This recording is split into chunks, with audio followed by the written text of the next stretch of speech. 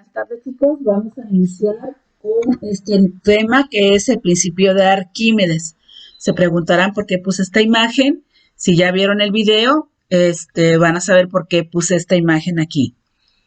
Comenzamos. Arquímedes y la fuerza de empuje. ¿Por qué es más fácil levantar a alguien en el agua que en el aire? O sea, cuando alguien está en el agua es más fácil cargarlo, por así decirlo, porque los barcos flotan, porque las ballenas pueden moverse en el agua, su pesado cuerpo, etcétera. Estas interrogativas están basadas en el principio de Arquímedes. Los cuerpos sumergidos en el agua experimentan una fuerza de empuje hacia arriba. Esta fuerza de empuje supone una disminución aparente del peso.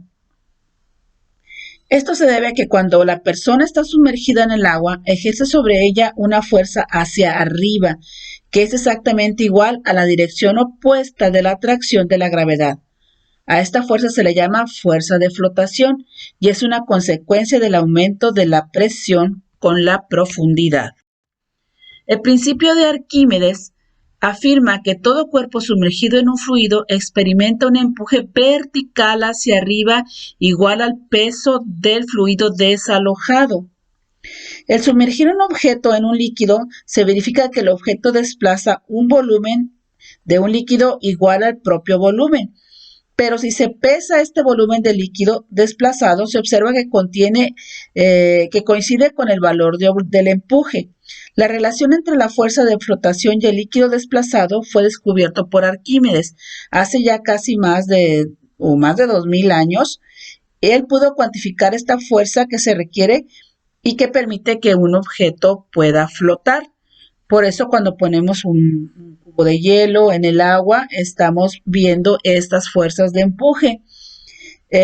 O por ejemplo, si ponemos un pedacito de unicel en el agua o un hielo, etcétera. Pero no pasa lo mismo si ponemos en el agua una canica o un clavo, por ejemplo, una piedra, ¿verdad? No les pasa eso, no hay fuerza de empuje. ¿Por qué creen ustedes que se deba que eso no sucede? Vamos a continuar. Arquímedes y la fuerza de empuje. Aquí tenemos que la fuerza la fuerza que empuja el cuerpo hacia arriba y que contrarresta el peso del cuerpo se denomina fuerza de empuje. Aquí tenemos un ejemplo. Tenemos esta piedra. Tenemos este dinamómetro, que es el que mide el peso y la fuerza, y nos la mide Newton.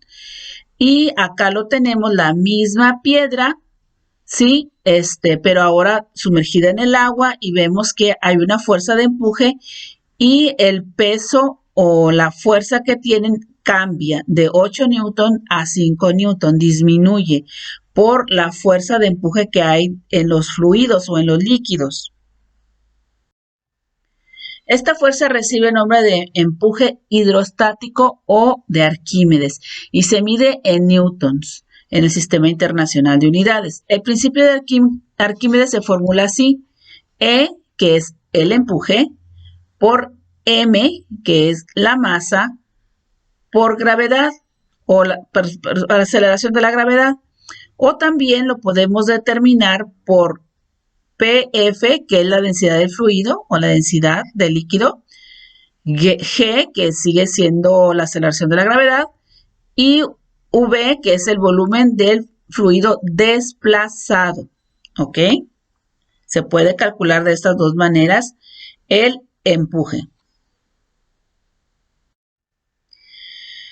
Para sumergir una pelota, por ejemplo, en el agua, hay que vencer la fuerza de empuje. Si después se suelta, el empuje hace saltar por encima de la superficie. No sé si han visto ustedes eso, que queremos meter una pelota inflada con aire y batallamos para que entre en el agua, y después cuando la saltamos, la pelota brinca por afuera de la superficie del agua. Esa es la fuerza de empuje.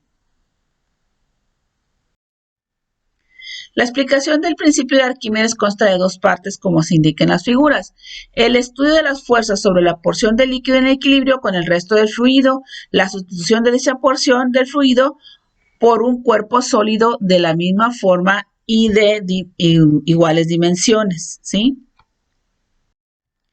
El desplazamiento es el volumen desalojado cuando un objeto se sumerge en un fluido desplazándolo a ocupar su lugar. Es decir, si nosotros metemos un pedazo de hielo en un vaso que está llenito de agua hasta arriba y ponemos un pedazo de hielo, vemos que se desplaza parte del agua, ¿verdad? Para poder dar lugar al hielo.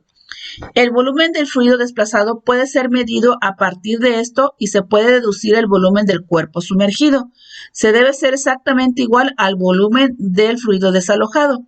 Entonces, si nosotros ponemos un hielo en un vaso que está hasta el borde con agua y ponemos un cubo de hielo, lo sumergimos ahí y cuantificamos la cantidad de agua que se tiró, que se desplazó, entonces podremos calcular el volumen del cubito de hielo.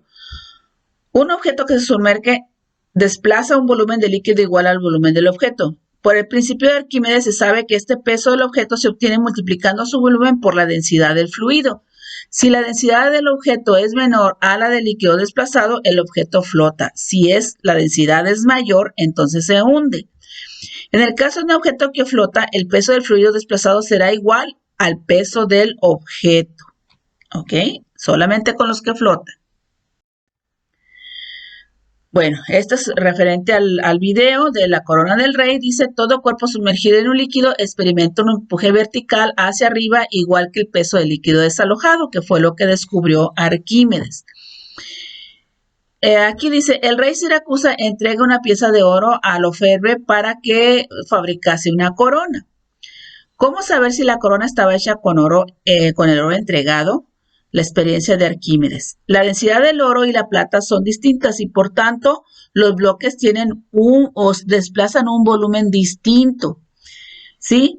El bloque de oro de la misma masa de corona desplaza poca agua y el bloque de plata desplazará mucha agua. ¿Sí?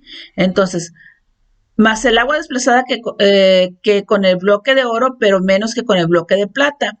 La corona no estaba hecha de una pieza de oro, por eso lo descubrió Arquímedes, porque sabía que el oro desplazaba poca agua y la plata desplazaba mucha agua.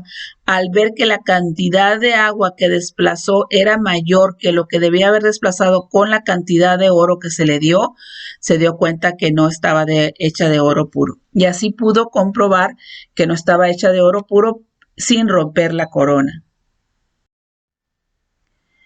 Un sólido sumergido completamente en un fluido está sometido a dos fuerzas, el peso hacia abajo y el empuje hacia arriba. Como vemos aquí, en este caso el cuerpo se hunde cuando su densidad es más pesado que el agua. Y el cuerpo se mantiene en equilibrio cuando la densidad está, se equilibra la fuerza de empuje y el peso de la sustancia, que ese sería dado en la densidad. Cuando el cuerpo se hunde, hay más peso que empuje. Y cuando el peso se mantiene a flote, como un pedazo de corcho, hay más empuje que peso.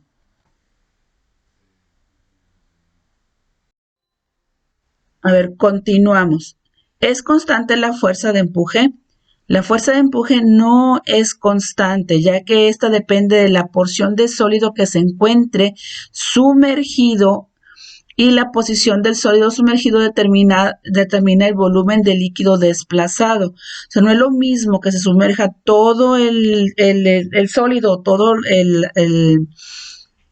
la porción, a que si se sumerge nada más la mitad o nada más un poquito, ¿verdad? Va a desplazar menos cantidad de agua.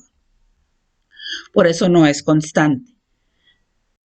Vamos a ver este problema dice un cubo de 0.5 metros de arista, o sea, de lado, se sumerge en el agua, calcular el empuje que recibe. ¿Qué datos tenemos? La densidad del agua es constante y es 1000 kilogramos por metros cúbicos. La gravedad también es constante, gravedad es 9.8 metros sobre segundo al cuadrado. Y tengo que tomarla de metros porque si aquí fueran centímetros tendría que cambiar la gravedad. Y el volumen también me lo están dando en metros, así es que también va a ser en metros cuadrados y el volumen del cubo es igual al volumen desalojado. Entonces es 0.5 por lado, sería 0.5, 0.5 por 0.5 y nos da 0.125 metros cuadrados el volumen del cubo. Tenemos la fórmula de empuje, que puede ser la masa por la gravedad o puede ser la densidad del fluido por la gravedad por el volumen desplazado. ¿Ok? Ahora vamos a sustituir en esta fórmula de densidad por gravedad por volumen, donde la densidad ya dijimos que eran de 1000 kilogramos sobre metro cúbico. Esta es la densidad del agua, la gravedad es de 9.8 metros sobre el segundo al cuadrado y el volumen que acabamos de calcular aquí es de 0.125 metros cúbicos.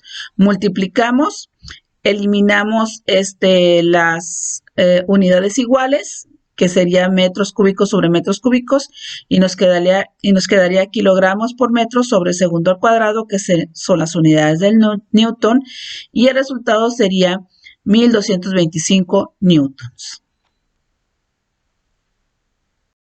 Bueno, ahora esta va a ser nuestra actividad formativa, donde vamos a mencionar dos ejemplos donde se aplica el principio de Arquímedes en nuestra vida cotidiana, dos ejemplos y cómo está aplicado este principio de Arquímedes. Es toda la tarea que van a tener para este tema. Posteriormente vamos a hacer la actividad de peso que va a aparecer más adelante en su classroom. Muchas gracias por su atención.